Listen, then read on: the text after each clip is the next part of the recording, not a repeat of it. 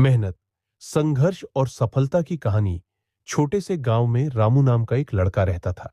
उसका सपना था कि वह अपने माता पिता को गरीबी से निकालकर एक अच्छा जीवन दे सके।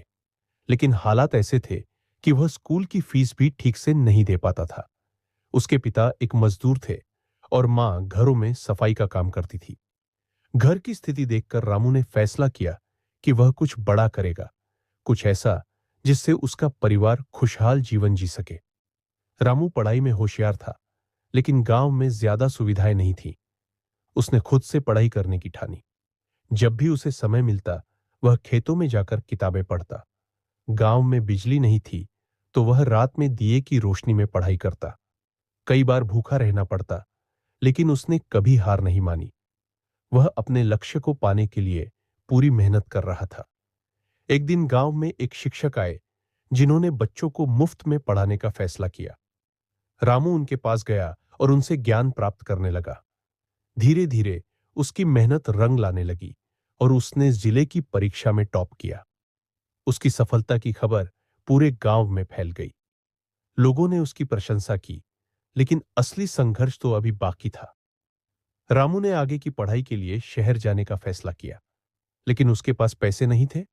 उसने खुद छोटे मोटे काम करने शुरू किए, जैसे अखबार बेचना, दुकानों में मदद करना और बच्चों को ट्यूशन पढ़ाना। उसने अपनी पढ़ाई जारी रखी और हर कठिनाई को सहते हुए आगे बढ़ता रहा। कई बार लोग उसका मजाक उड़ाते, लेकिन उसने कभी किसी की बातों पर ध्यान नहीं दिया।